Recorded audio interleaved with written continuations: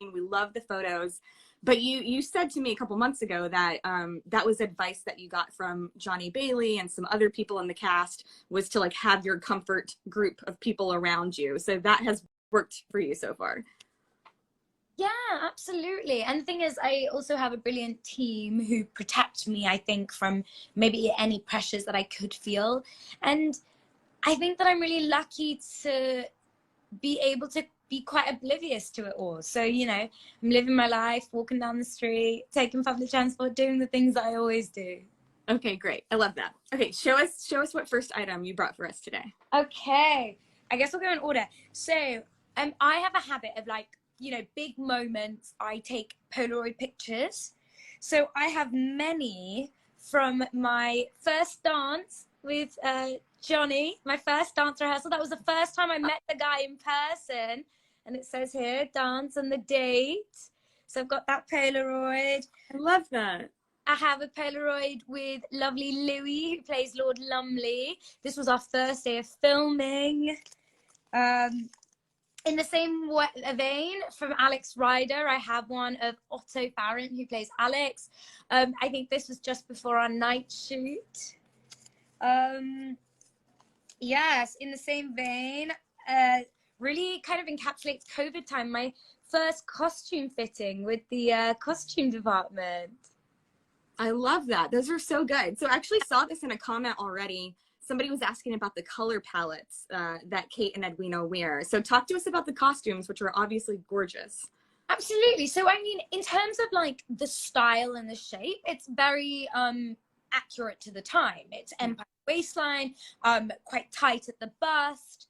And, you know, our costume designer, Sophie Canale, did such extensive research on it. But it's also Bridgerton, right? And it's this sort of fantasy world that is extra colorful and magical and shiny. So, you know, and I think that on a show that is so aesthetically strong, every visual aspect has such a storytelling element, and that's especially true of Kate and Edwina. And I think the emotions that they go through, what's happening to them in the story, in their life, is so sort of heavily influences their costume and their outfits. I love that.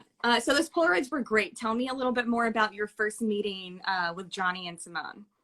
So I think I had a chemistry reading with Johnny and Simone. Sorry about the ambulance outside, living in London. So I met Johnny and Simone sort of virtually for the first time over Zoom on a chemistry read, which I think we were all sort of really apprehensive about. Like, oh, can you really tell chemistry on Zoom? But actually you really feel it. And you really like do feel that kind of connection, which I'm so grateful for. And then I met Simone at a rehearsal with our director for the first 2 episodes, Trisha. And it was a really important moment for us because we really just got to talk through Edwina and Kate's life, their story, their relationship, their memories. And my first meeting with Johnny was at a dance rehearsal for our dance at the Diamond Ball. So tell me what it's been like since the show came out with you and Simone, because I know, like, obviously you have this beautiful sister relationship that does go through some challenges, but you end the season on a beautiful note. Have you been talking since the season came out? Are you discussing any of the reactions? Yes, I mean, I think especially Simone, she's so good with checking in. So is Johnny, actually. I mean, we all are kind of, actually. We're very like sort of, I guess, emotionally aware of like how difficult this, not difficult, but, you know, intense this situation can be. So, you know, we'll check in with each other, ask each other how we're doing, making sure that we're all good. If we have any queries, we'll give each other a call. So, you know, I'm really glad that we all feel like we can sort of be there for each other and ask each other's advice. And, you know, what Simone, Johnny and I, you know, Nicola, Claudia, I mean, the whole cast, what we go through is such a unique experience that kind of only us can understand. So to be able to talk through it with people that are in the same situation, it's sort of invaluable. Yeah, that makes a lot of sense. I feel like it's so clear from all of the cast interviews, and like Netflix is still rolling out all of these adorable clips of you guys behind the scenes, etc. It's very clear that you actually do all get along quite well. Oh, yeah, we really do. It really is like a family. And I think that it's easy to be cynical about that. but it's very true in our case. I'll ask one more question from the comments before we move on to your next item. Somebody asked how it was working with Shelley Khan, who plays your mom on the show. Oh, Shelley. I mean, I love Shelley Khan. Firstly, is just so experienced, right? She's done it all. So, you know, her advice was invaluable, and I could really go to her, you know, if I was struggling with a scene or, you know, wanted to have another perspective on how to maybe deliver some lines. I knew I could go to Shelley and she would give me the best advice. Like, she'd be so sincere in her help for me. And, you know, we're such good friends. She is family to me now, and I love her so much. Yeah, that's lovely. I love that you have that relationship off screen. That's so great. So what's the second item that you have for us for show and tell today? Item, yes. Okay, so this we got as a gift from Netflix and Shondaland, our production company, on our first day of filming Bridgerton. And it's this very like luxurious robe that I have in my hand here. And it's even got like Bridgerton sort of, which is lovely. And it's very soft, very comfortable, very thick. So very happy to have that. That's wonderful. I love that. I love that you get cast of gifts from the show. That's yeah. Bags and all that. Now you are a Cantoni fan. I've seen you say this in interviews. We've discussed it. Yeah. Obviously, Edwina can be a polarizing character for some people, though. Like, I think maybe others are a little hard on her throughout the season. So tell me about your experiences, both personally and from Edwina's point of view, about how that has all played out. I mean, I think there's a real split. I think the people that have reacted negatively tend to be the book fans because they had this certain vision of Edwina in their head. And I think people who haven't read the books, don't really know this character, have connected with her, or at least understood her perspective.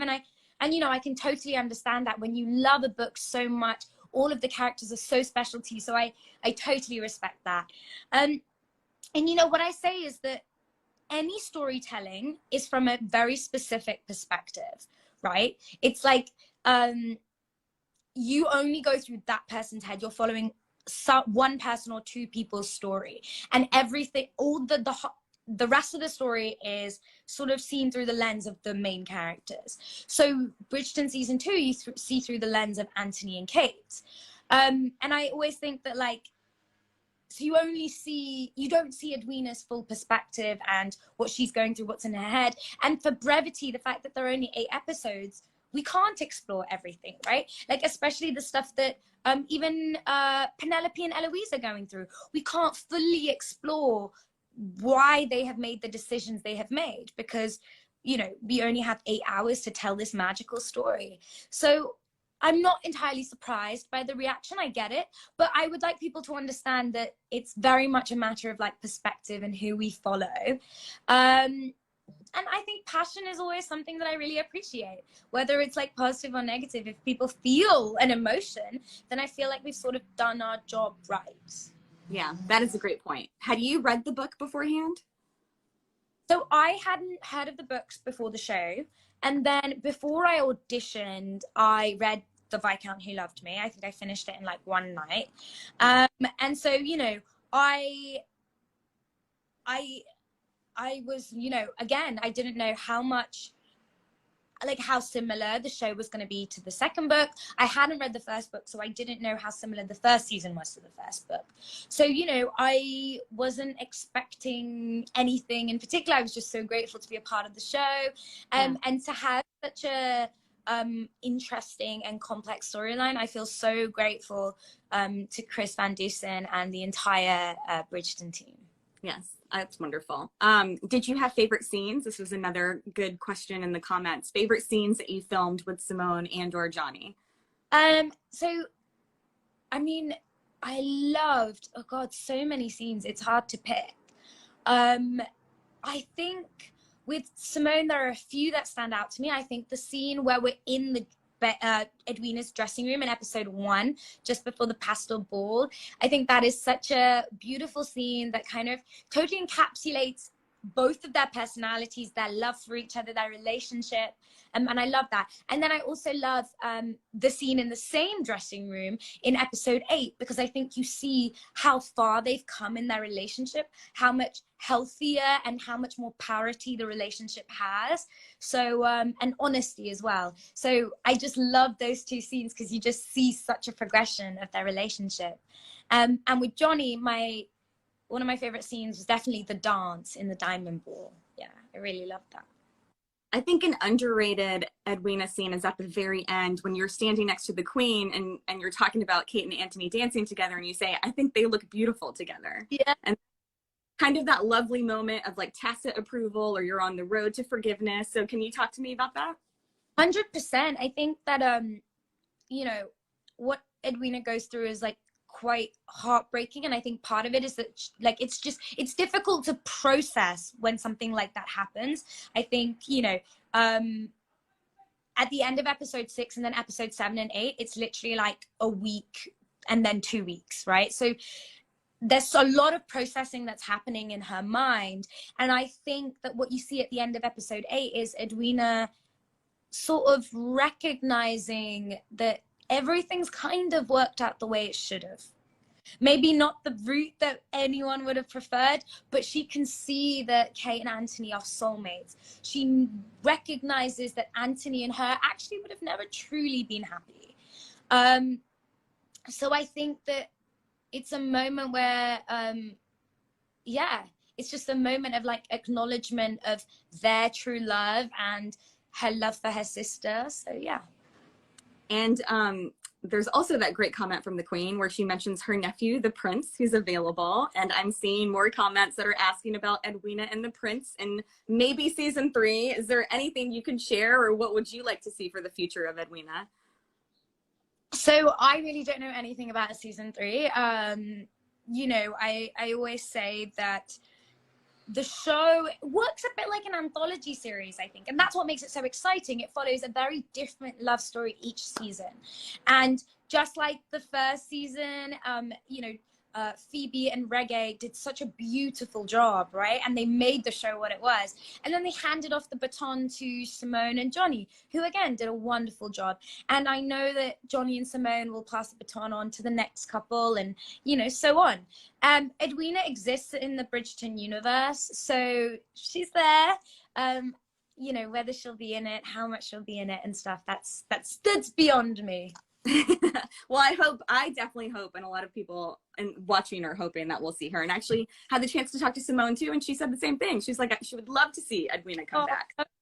Fingers crossed that happens. Let's talk a little bit about your career, because this is only your second major TV role, which is just incredible, both for the breadth and talent of your acting and performance and how it's been received. So how did you, I know it's like kind of a longer story, but how did you get started? Tell me about, you know, finding your way in the industry so far. Yeah, I mean, I think I've sort of been acting since I could remember. And it was never something like, oh, I liked acting, so I'm going to do it. It was like, I just wanted to. I always was performing, singing, dancing, putting on shows. And I did a lot of theatre growing up. And then obviously my parents are very traditional, and I was naturally quite academic. So they wanted me to focus on my studies. So I did much less for like the public exam years at school. But then the university I went to, I'm so grateful. It's really well funded in terms of theatre and film. So I picked it right back up again and sort of ended up acting way more than actually studying. But I never really thought that being a professional actor was a possibility. Like, I just didn't know how that would come about, what that would mean. I mean, even journalism was left field for my family, right? And so I actually had a corporate job, and, you know, at one of these wonderful consulting firms. But then it was actually because of COVID that I sort of took stock of my life and went, hold on, what do I actually want? What would make me happy? What will be my purpose? What could I see myself doing for the next, you know, 56 years of my life? And it was to be a performer. So I really took a punt on myself and literally cold emailed various talent agencies across London, and a few of them got back to me. I signed to my favorite one, and the rest is history. You cold emailed. That's fantastic. I feel like a lot of people will appreciate that you took that initiative and hopefully be encouraged to do the same. And you actually studied politics, philosophy, and economics in college. Is that right? Yeah. Yes. So that is still very much an interest of yours, but you also wanted to pursue this acting career.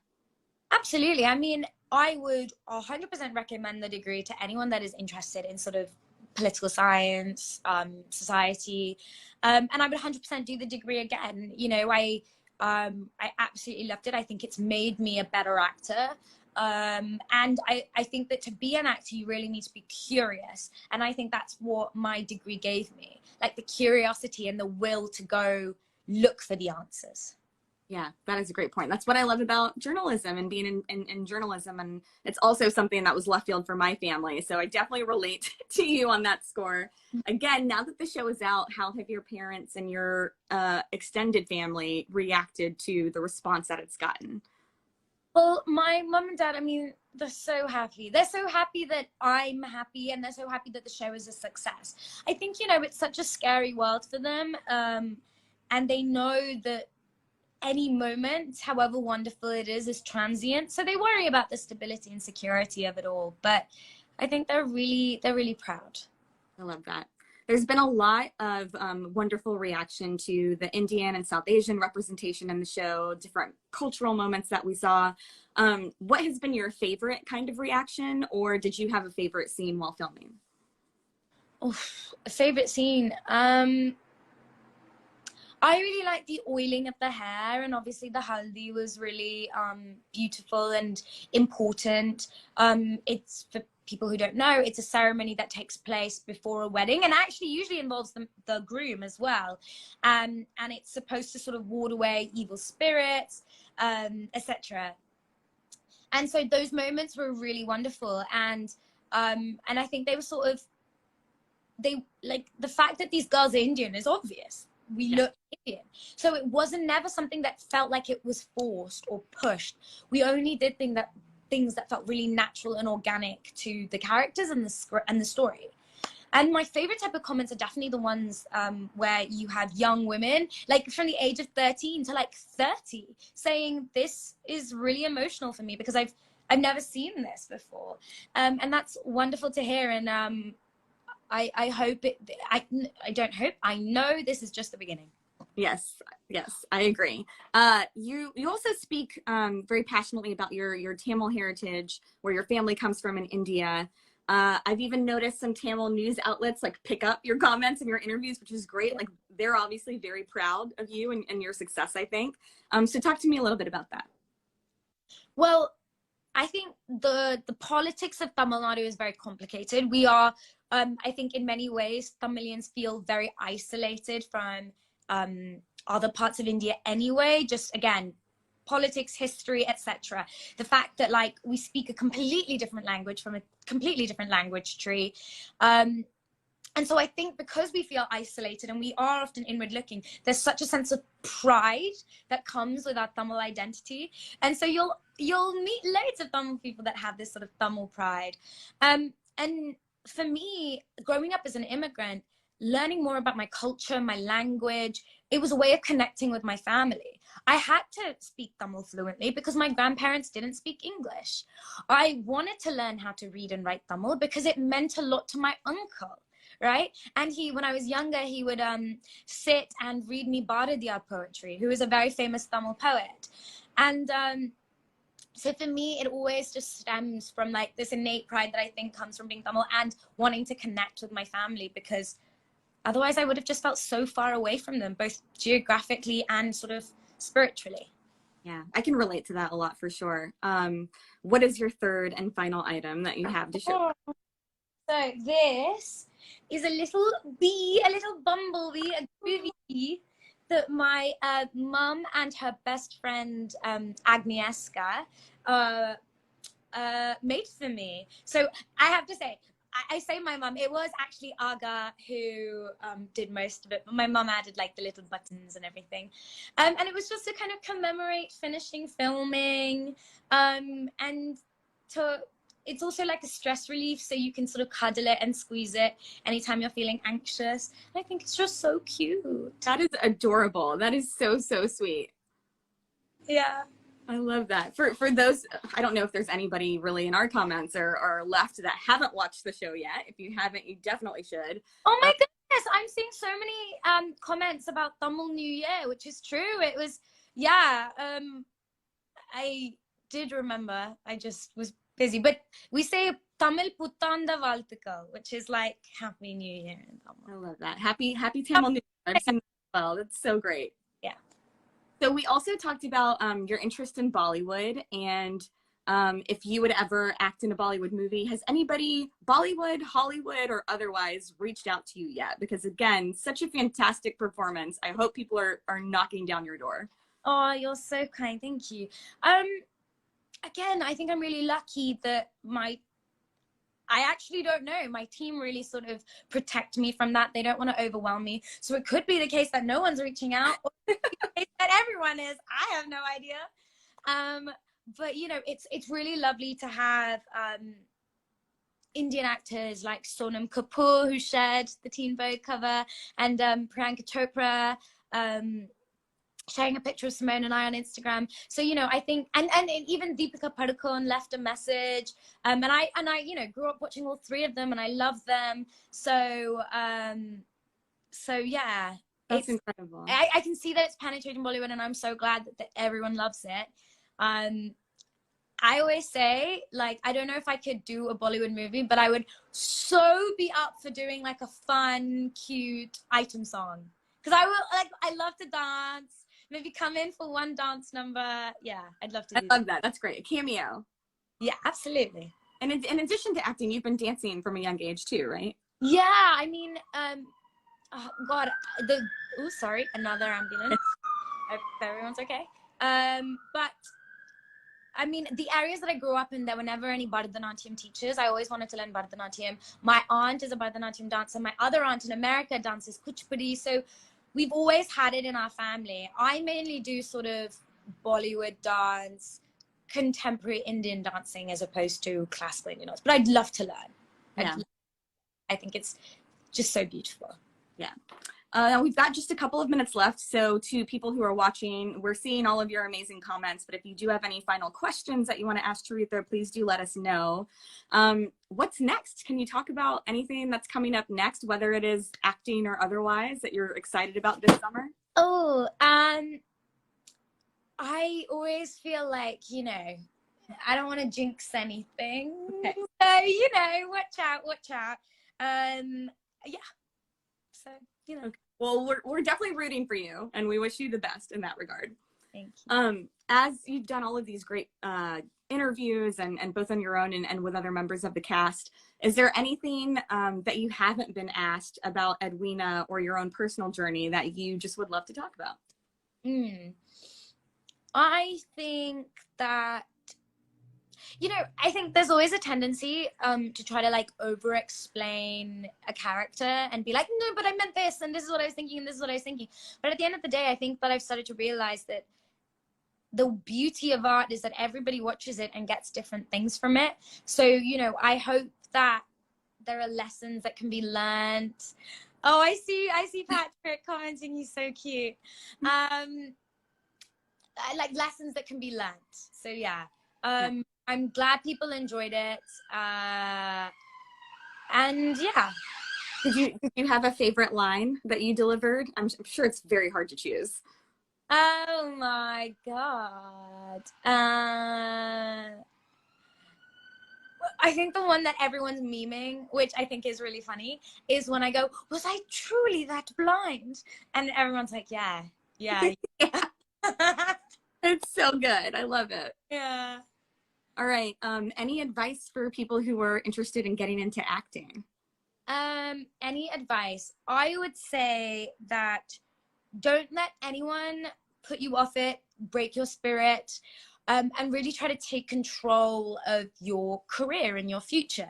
I think especially now, as opposed to even like 5 years ago, you can do so much yourself. Get together with your friends, put together a scratch night, do Shakespeare readings. inquire about acting classes, ways that you can find representation. So all I can say is really be proactive, be creative, like put monologues on YouTube or Instagram or TikTok, you know. So if there's always a way, and I think the main thing is just to like have a creative outlet and just keep working, keep pushing. Yeah. I also like want to recognize that, you know, there's an immense privilege in being able to say that. Everybody's circumstances are different. Everybody has different obligations in their life. And I totally acknowledge that. So, you know, try to be, and also be aware of that. If your circumstances are more difficult than others, be kind to yourself and take maybe smaller and slower steps. That's very kind and empathetic advice. You've also been really outspoken about being a darker skinned actress as well. And you and Simone, again, just so beautiful all throughout season 2. And I'm so glad to see 2 women like you in those roles. So as we wrap up here, can you talk a little bit about why that's important to you to talk about? Yeah, I mean, I think it's, and I said, you know, in our chat for the Team Vogue story, that colorism feels almost, I mean, and I hate to compare it, but the reason that I think colorism feels so violent is because it feels like an attack within your own community, right? When you face like prejudice from an external environment, you always feel like you can go to your family for support. But if it's your family that's attacking you, it's like, you just feel really lonely. And, you know, I think that is why colorism is so dangerous and so pervasive. And, you know, and I think that colorism in different forms has existed in every single country across the world, right? It's not just in India now or East Asia. Royalty would sort of paint their faces with lead because they wanted to be lighter skinned to make it seem like they never have to go outside. It's existed all across the world at different times. So I think that we've got to make active choices to change our standards of beauty, not necessarily from like light skin to dark skin, but actually recognizing that beauty is something that comes from within. And I know that sounds really cheesy, but like also recognizing that beauty doesn't fit this very narrow mold of what it currently is in South Asia. And I think we're slowly doing that, but I'm also really grateful to have had the opportunity to do that, because it was a conscious choice, right, by Shondaland and Netflix to cast Simone and I, and I'm really grateful. Yes, absolutely. Well, thank you so much for sharing your insight, your time. Any final words as we sign off? No, thank you so much for watching, and thank you for joining us in this live. And we hope that you had a good time. It's always so great talking to you. To everybody in the comments, if you weren't here earlier, saw the recap, we don't yet know if Edwina is going to be in season 3, but we are all rooting for it for sure.